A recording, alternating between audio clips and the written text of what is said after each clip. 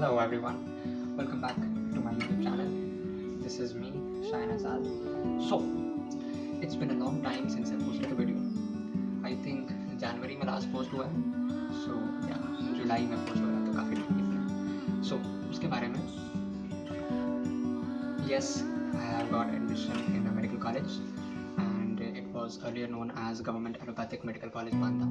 Now it has been rebranded by the Government of Uttar Pradesh to be as Rani Durgavati Medical College Banda, and my boy, it's beautiful. The campus is absolutely magnificent. I'll show you something.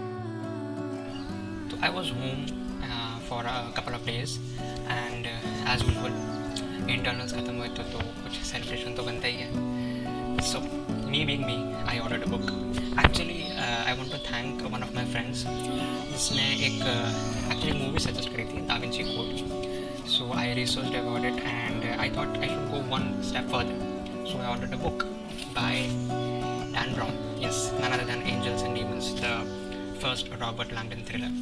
Yes, this one is absolutely beautiful. To all those fiction readers out there, you should definitely read this one. Amazing. I think I completed it in 4 days and read about 500 plus pages in 2 days. Yes, a page turner and absolutely beautiful. So please do read this one. Now about this video. Now after I finished Angels and Demons, I started reading this. Yes, Atomic Habits by James Clear. I have not read much, but this is an amazing book and I came across a beautiful concept that I would like to share with you all today. It starts off with a question: why small habits make a big difference? And I would like to quote a particular paragraph from there, so please listen. It is easy to overestimate the importance of one defining moment and underestimate the value of making small improvements on a daily basis. Too often we convince ourselves that massive success requires huge and massive amounts of energy, input and action. So thoughtful, yet so true.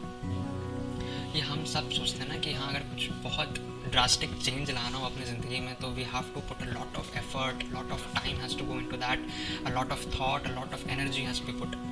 तो इतना सब कुछ हम उसको buildup बना लेते हैं इतना ज़्यादा कि 99.9% we procrastinate the entire thing. तो एंड रिजल्ट होता है कि कुछ भी नहीं करने हो. So here's how the math works out.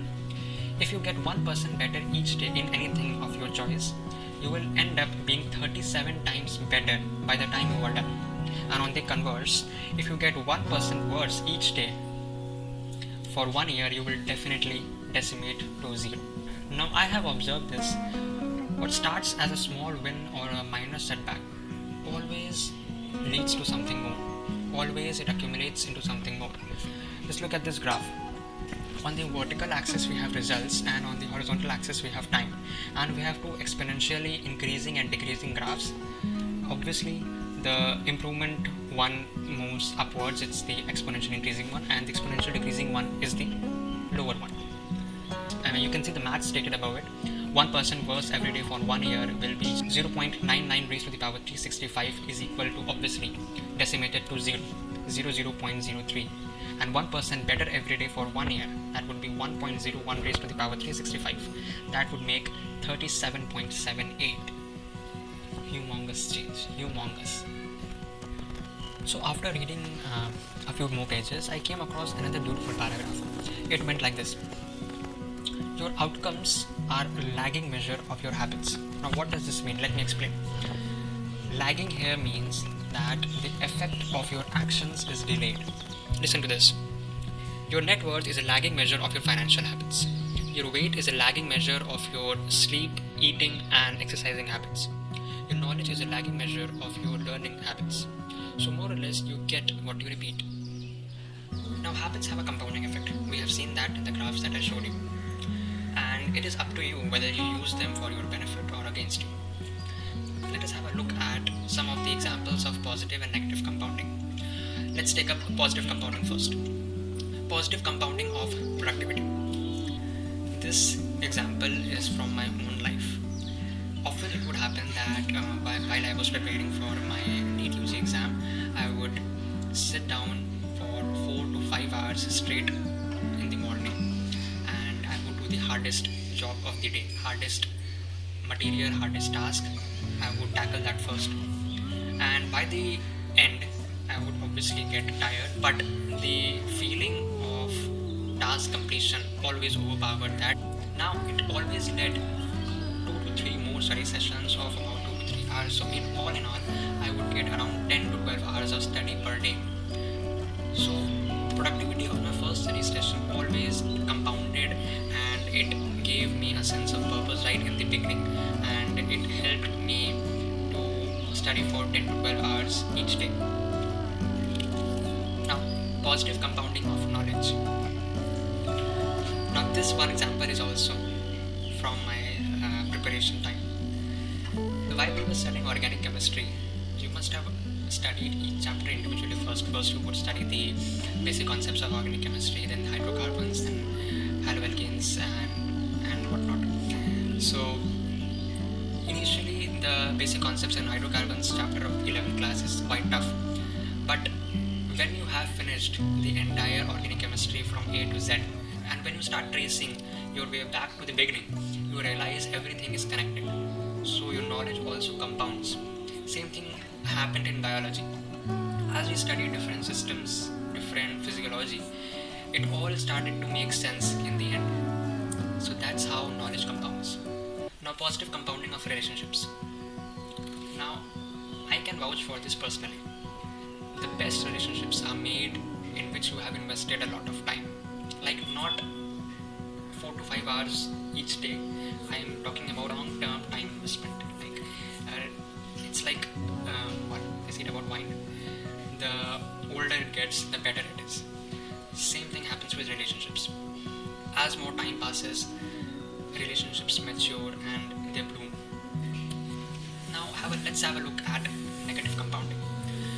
Negative compounding of stress. Definitely, stress also compounds and it decimates you, decreases your ability to think and act. Stress can be of any type. It can be emotional or physical stress, and sometimes your emotional stress starts to manifest, and believe me, it creates a lot of problems. And again, that is an example of compounding of stress. One type of stress leads to multiple other stresses. Then negative compounding of negative thoughts. This one is slightly connected to the previous one. Negative thoughts lead to lower morale, lower self-confidence. You lose your will to act and function properly, and that would lead you to a vicious cycle. Again, same thing, negative compounding of outrage. Now this one is slightly different. Now you must have noticed that all the riots that happen, all the protests that happen, they do not happen in a day. All the emotions, all the feelings of the masses, they have been either they were manipulated or in some sense flamed in a wrong aspect, in a wrong direction. A sudden incident leads to a tipping moment and everything collapses. जिसे कहते हैं ना कि अब घड़ा भर गया है, तो that happens, and that's how outrage compounds. Many of you must have heard someone saying on their birthdays or any occasion, people say like, be the way you are, I don't want you to change, and things like that. I don't somehow want to believe that. I think change is beautiful, and why don't you want to be a more enhanced and upskilled version of yourself? Isn't that what life is all about? Upgrading yourself, up-leveling yourself. With that thought, let's wind up.